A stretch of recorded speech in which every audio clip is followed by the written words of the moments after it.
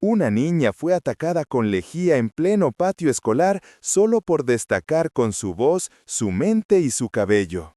Quienes lo planearon, Brianna y Tyler, creyeron que podían callarla con humillación y miedo.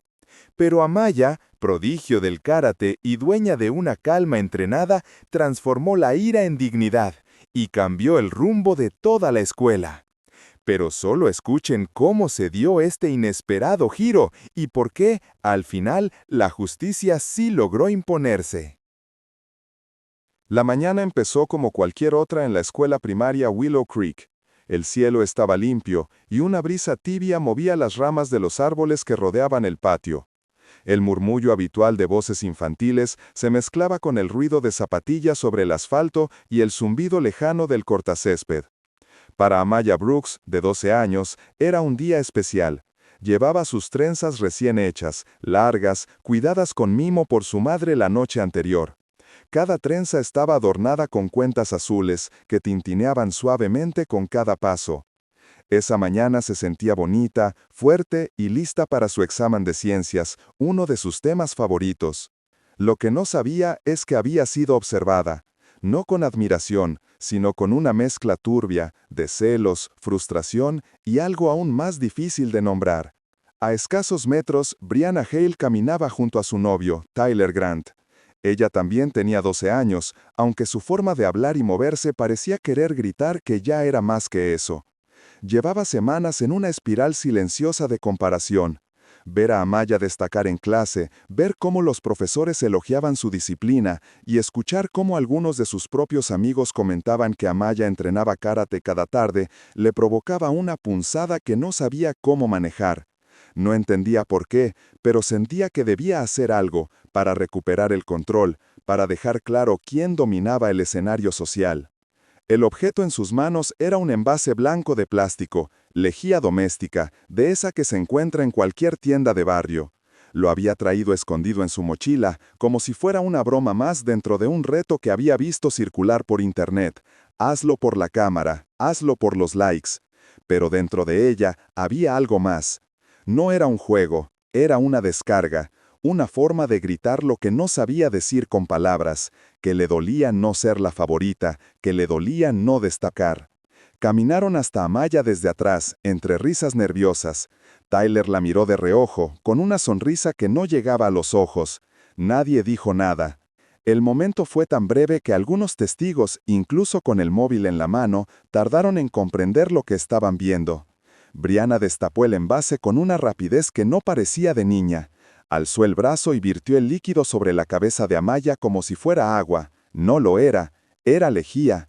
El chorro golpeó las trenzas, resbaló entre las cuentas y en segundos el olor lo invadió todo. Cloro intenso, asfixiante, químico. Las risas iniciales de los agresores se apagaron como una vela al viento. No sonaba gracioso, sonaba a algo que se había salido de control. Amaya sintió primero el frío, luego el ardor. El cuero cabelludo le quemaba y los ojos le lloraban. Se quedó quieta, paralizada por el desconcierto. Podía oler el plástico quemado, podía sentir el picor bajo la piel. Pero más que eso, sintió el peso repentino de todas las miradas. Algunas eran de horror, otras simplemente se apartaron. Hubo quien grabó, hubo quien no se movió. El profesor de gimnasia que había estado supervisando desde la entrada del gimnasio tardó lo que pareció una eternidad en reaccionar.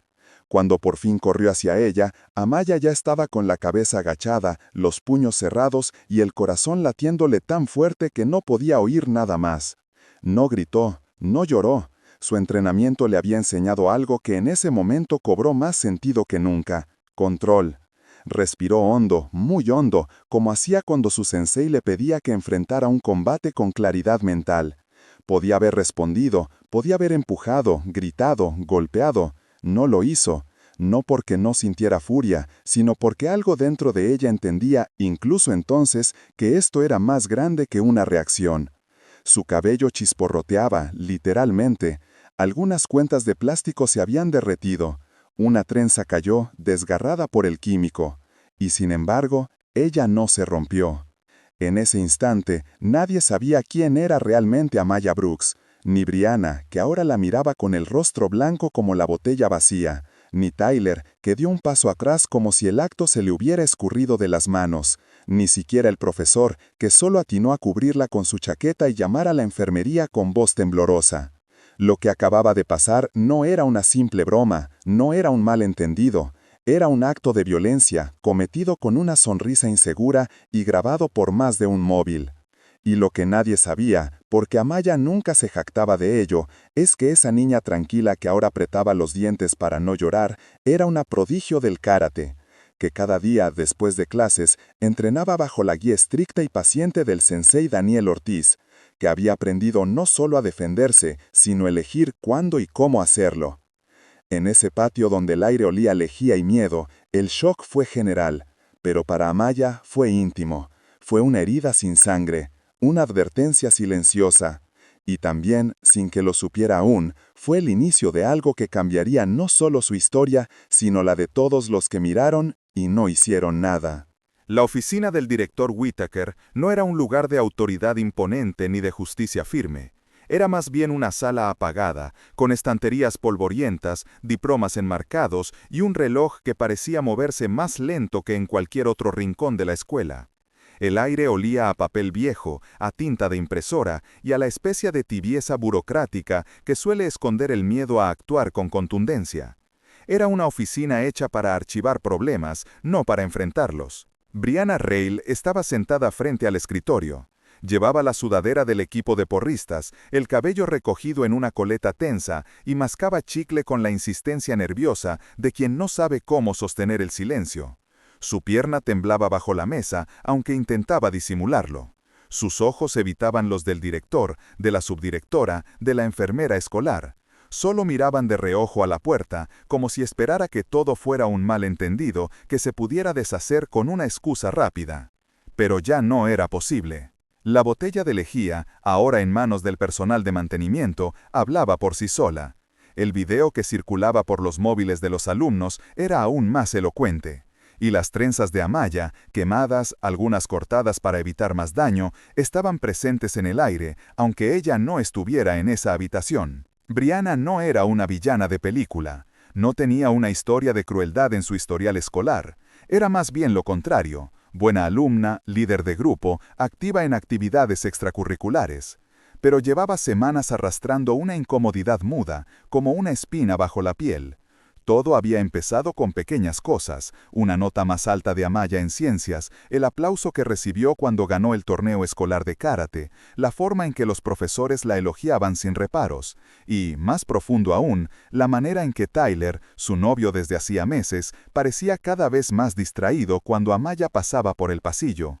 Una mirada fugaz, un comentario sin importancia, pero Brianna lo sentía como si fueran grietas en su propio reflejo. Un día, mientras navegaba en redes sociales, vio un video de un reto, Bleach Tag, una broma cruel que se disfrazaba de juego. Lanzar un chorro de lejía sobre alguien por sorpresa, grabarlo, viralizarlo. Se rió, luego pensó en Amaya, y algo se encendió. No lo planeó como un crimen, lo pensó como una forma de recuperar el control, de dejar claro, sin decir una palabra, que nadie podía eclipsarla, que ella era quien decidía qué se celebraba en esa escuela. Tyler, por su parte, no opuso resistencia. Él tenía su propio mapa de cicatrices invisibles. Su padre era entrenador de fútbol y creía que la dureza era una forma de amor. Nunca le enseñó a reconocer la frustración, solo a esconderla bajo bromas pesadas y gestos de superioridad. Amaya, con su cinturón de karate, sus buenas calificaciones y su forma tranquila de moverse por los pasillos, representaba todo lo que él no podía controlar, y eso lo hacía sentir pequeño. Ninguno de los dos lo diría en voz alta, pero el cabello de Amaya, su textura, su forma, su orgullo, se convirtió en blanco simbólico de una incomodidad más grande.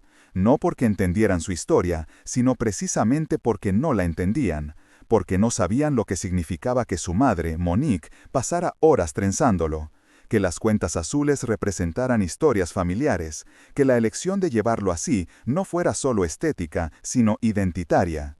Brianna y Tyler no atacaron solo con lejía, atacaron con ignorancia, con inseguridad, con un sistema que nunca les pidió hacerse responsables de sus pensamientos. Cuando Monique entró en la oficina del director, el silencio cambió de forma. Su presencia tenía la fuerza silenciosa de quien no está ahí para negociar. Su voz no fue un grito, pero cortaba como cuchilla afilada. No pidió explicaciones, las exigió. No aceptó promesas vagas, pidió medidas reales. ¿Dónde estaban los profesores?, preguntó. ¿Dónde están sus protocolos? ¿Qué protección le ofrecen a una niña que hace todo bien y aún así es atacada a plena luz del día? Nadie tuvo respuestas claras. Y ese fue el momento en que el odio, el real, el estructural, el que no se nombra, empezó a salir a la luz. Porque lo que ocurrió en ese patio no fue solo culpa de 2 estudiantes, fue también el reflejo de una escuela con afiches de inclusión y discursos motivacionales, pero sin formación real para sus docentes, una institución que hablaba de diversidad, pero nunca había revisado su programa contra el acoso, que enseñaba sobre valores, pero permitía que los baños fueran zonas grises donde el silencio era la norma. Esa tarde, Amaya no fue a casa, fue al dojo, como siempre. Sensei Daniel Ortiz la recibió con la misma calma de cada día, aunque su mirada estaba cargada de una tensión contenida. Amaya entró con la cabeza envuelta en un pañuelo, el cuerpo rígido, los ojos enrojecidos no solo por la lejía, sino por todo lo que no había dicho aún. Se sentaron en Seiza, el tradicional saludo japonés. El dojo estaba en silencio, salvo por el leve sonido de la tela al moverse. «Respira», dijo el sensei, desde el jara. «Dime qué sientes». Amaya dudó, bajó la mirada, luego levantó los ojos y por primera vez en el día puso nombre a lo que llevaba dentro. «Odio», dijo. La palabra la sorprendió, nunca se había escuchado así a sí misma. El sensei asintió. «Entonces conviértelo en algo que te proteja, no que te coma por dentro». Ese fue el verdadero punto de quiebre, no un golpe, no una respuesta, sino una elección. ¿Qué hacer con el odio cuando ya ha echado raíces? Porque esta historia no va solo de castigos o venganza, va de esa línea delgada donde la rabia puede transformarse en justicia, donde una comunidad, padres, docentes, estudiantes, empieza a mirar de frente lo que antes evitaba, y donde una niña que pudo haberse quebrado, eligió en cambio fortalecerse. El video no tardó en salir del entorno escolar. Bastó que un estudiante lo enviara a un grupo de mensajes para que en cuestión de horas se propagara como fuego en pasto seco. Las imágenes eran cortas pero nítidas. El momento exacto en que la lejía tocaba las trenzas de Amaya, su gesto contenido, el desconcierto de quienes miraban. En pocos minutos, los comentarios comenzaron a multiplicarse. Algunos lo tomaron como una simple broma pesada. Otros, la mayoría, sintieron el golpe de la injusticia de inmediato. Aparecieron memes crueles, sí, pero también mensajes de indignación, de apoyo, de rabia. La conversación se volvió viral en círculos locales. Padres, exalumnos, incluso desconocidos exigían respuestas.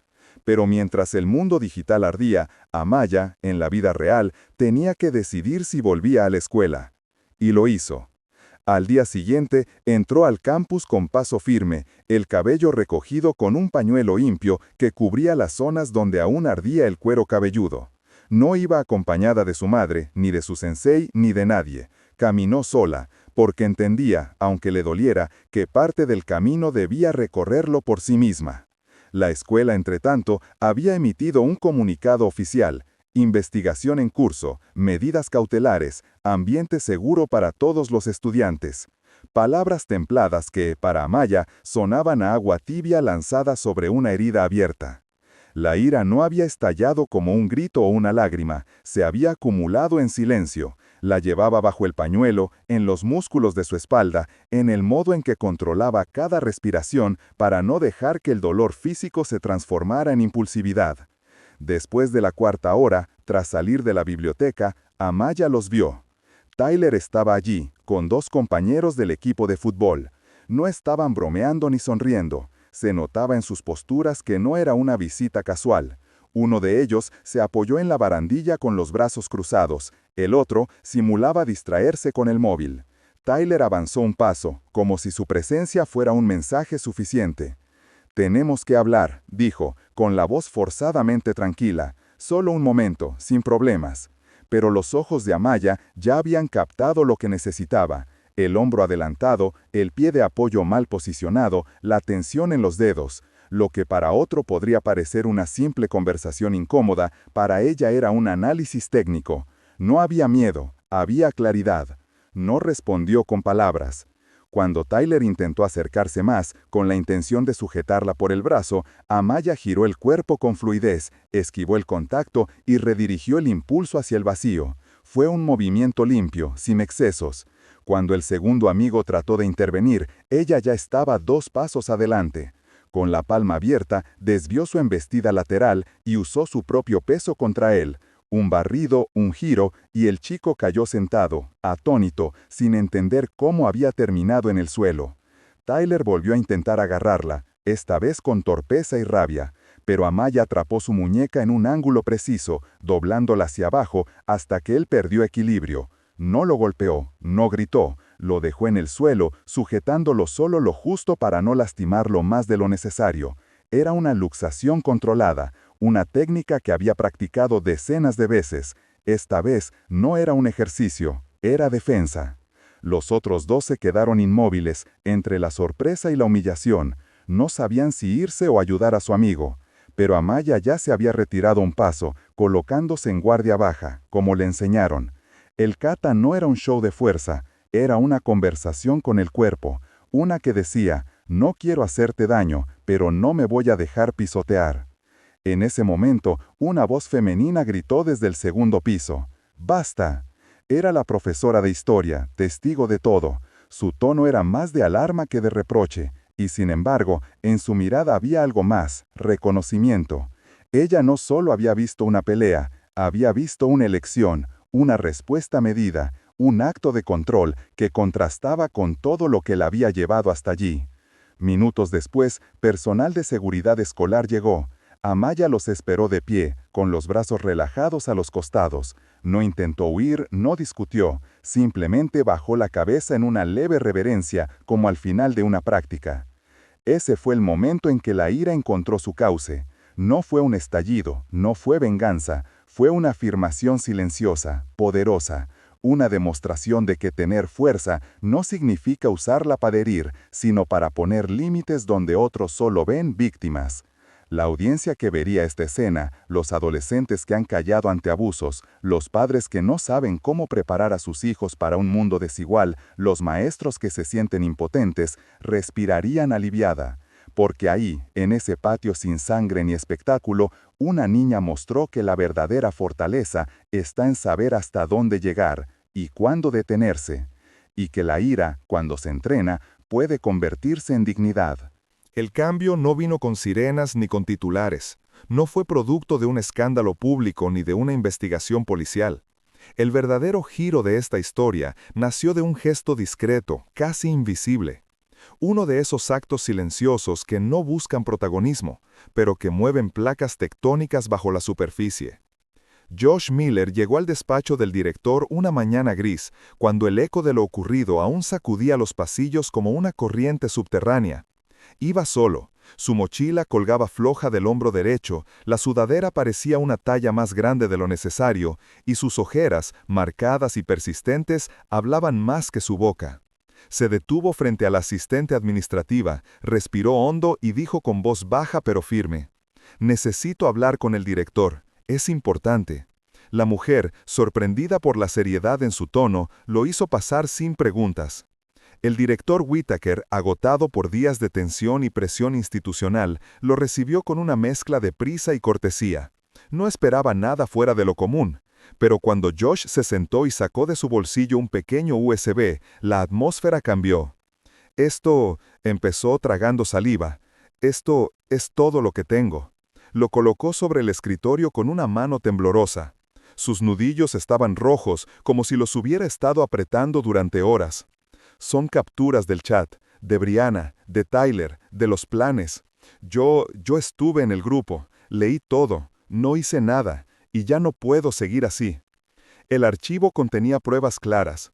Una conversación donde Brianna proponía el ataque con lejía como parte de un reto para redes sociales, usando frases como «hay que bajarle los humos» o «va de reina del dojo y nadie la pone en su sitio». En otra parte, Tyler comentaba con sorna: A la escuela le importa más el equipo de fútbol que una niña rara que hace ruiditos en clase de karate.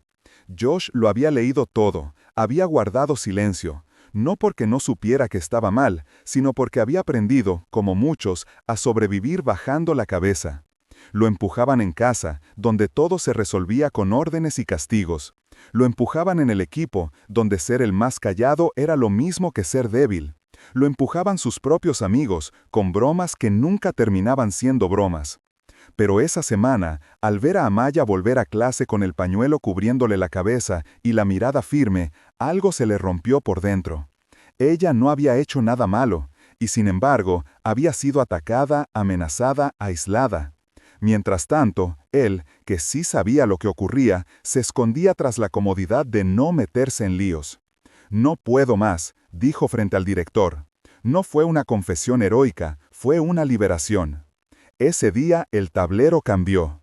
Hasta entonces, los adultos habían querido ver el hecho como un incidente desafortunado. Con las pruebas de Josh, quedó claro que había sido algo más grave.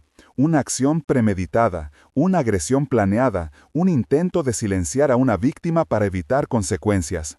Monique Brooks, la madre de Amaya, no esperó invitación. Exigió una audiencia formal con el consejo escolar. Su hija no sería silenciada, no después de todo lo que había callado.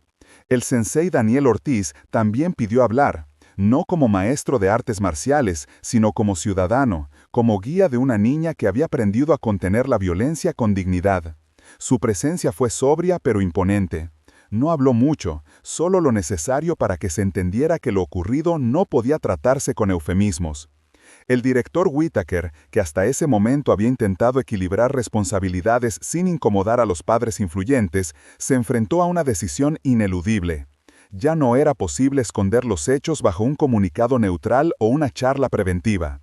La verdad estaba sobre la mesa, cruda, documentada, incuestionable. Y entonces el efecto dominó empezó. Las políticas escolares fueron revisadas. Se iniciaron talleres reales, no simbólicos, sobre discriminación, acoso y uso responsable de redes sociales. Se reforzaron los protocolos de intervención en situaciones de violencia. Y lo más importante, por primera vez, la escuela dejó de proteger el prestigio del equipo de fútbol por encima de la seguridad de sus estudiantes. Brianna Hale, acostumbrada a medir su valor por corazones rojos en la pantalla de su móvil, se vio enfrentada a algo que no podía maquillar con filtros: las consecuencias. No un castigo arbitrario, sino el peso real de saber que sus actos habían herido a otra persona, que no había malentendidos ni excusas, solo una línea que había cruzado y que alguien se atrevió a señalar. Tyler, al enterarse de la delación de Josh, primero reaccionó con rabia, luego con desconcierto. Era la primera vez que alguien de su propio círculo eligió no cubrirlo, no defenderlo, no reírle la gracia. Y eso, más que cualquier sanción, lo desarmó. Josh, por su parte, no buscó perdón ni aprobación, solo quería poder mirarse al espejo sin bajar los ojos. Y en eso encontró algo que muchos adultos aún buscan: paz consigo mismo. Este giro no fue un espectáculo, no necesitó drama, fue real, humano, transformador. El consejo escolar se reunió durante horas a puerta cerrada.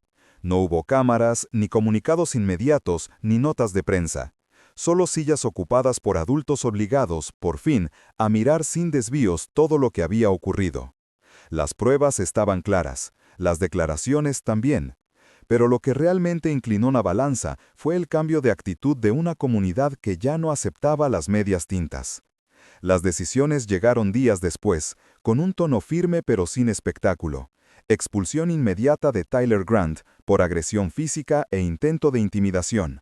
Suspensión prolongada para Brianna Hale, acompañada de un plan obligatorio de servicio comunitario supervisado y asistencia a un programa de reeducación en temas de discriminación y acoso. Protección formal, acompañamiento psicológico y tutoría especializada para Amaya Brooks, quien ya no era vista solo como víctima, sino como referente de resistencia serena. Además, el colegio acordó realizar una auditoría externa completa de todos sus protocolos internos y se comprometió públicamente a reformar su cultura institucional, empezando por la formación de su personal docente. No fue justicia de película, fue justicia de verdad. Ese viernes, la escuela organizó una asamblea abierta. Padres, estudiantes y profesores se sentaron en las gradas del gimnasio. El ambiente era sobrio, sin decoraciones ni música. No era una celebración, era una pausa necesaria para escuchar. Amaya subió al escenario con paso firme. Llevaba su uniforme de karate perfectamente planchado y un pañuelo azul, el mismo tono de las cuentas que alguna vez adornaron sus trenzas. No subió para hablar de dolor, subió para hablar de identidad. Tomó el micrófono con calma, su voz no tembló. Habló de su cabello como parte de su historia, no solo como estilo. Habló de cómo el karate le enseñó que la fuerza no reside en los puños, sino en las decisiones. De cómo el miedo y la rabia se pueden entrenar, igual que cualquier músculo, para no convertirse en daño, sino en claridad. Habló sin rencor, pero también sin concesiones. Me preguntaron si volvería a confiar, dijo al final. Yo no tengo todas las respuestas, pero sé que hoy camino con la cabeza alta, y eso ya es un comienzo. Luego hizo una kata breve, precisa, sin un solo movimiento de más. La respiración medida, los pasos exactos, los giros controlados. Era una danza de equilibrio. Al terminar, saludó al frente con respeto. El gimnasio quedó en silencio por un instante. Y luego, el aplauso no estalló como una ovación, sino que creció como una ola lenta y sincera, como un gesto de reconocimiento, no de lástima. Josh Miller, quien había sido la pieza clave del giro, se acercó a Amaya al final. No delante de todos, no buscando aprobación. La esperó a un lado con los hombros encogidos y la mirada baja. Le pidió perdón. No espero que me creas, solo quería decirlo. Amaya lo escuchó, le agradeció el gesto. No se hicieron amigos, no lo necesitaban. Compartieron una verdad que pesaba menos al dividirla, y eso fue suficiente. Brianna, por su parte, escribió una carta pública. No usó excusas, no culpó al entorno. Fue una carta torpe pero honesta, donde reconocía el daño, la envidia y la necesidad que sentía de ser vista a cualquier precio. Algunos dudaron de su sinceridad, otros simplemente leyeron en silencio. Tyler dejó el equipo. No lo expulsaron del fútbol, se fue solo. Su padre, acostumbrado a ver el mundo en estadísticas y trofeos, se encontró por primera vez frente a un marcador que no entendía. La dignidad de su hijo estaba en juego y no sabía cómo recuperarla. En las semanas siguientes, los cambios fueron discretos pero firmes. El dojo de Amaya recibió apoyo de la comunidad y se abrieron becas para nuevos estudiantes que, como ella, necesitaban un espacio donde aprender a canalizar su fuerza. Los baños escolares se señalizaron claramente, los protocolos de intervención se revisaron y los profesores fueron capacitados para detectar a tiempo lo que antes preferían ignorar. El reto viral que alguna vez pareció gracioso desapareció, no porque lo censuraran, sino porque perdió sentido en una comunidad que ahora sabía mirar de verdad. Amaya volvió a casa esa tarde en el coche con su madre. El sol atravesaba las ventanas y el silencio entre ellas no era incómodo, sino cálido. En el asiento trasero, su mochila descansaba con el cinturón negro doblado con cuidado. Ese cinturón no era un símbolo de violencia ni de poder. Era una promesa consigo misma, la de usar su fuerza no para imponerse, sino para proteger. La de hablar cuando muchos callan, la de mirar al frente, incluso cuando el mundo parece no ver. Y así, sin cámaras ni titulares, se hizo justicia. Una justicia que no se grita, pero que se siente.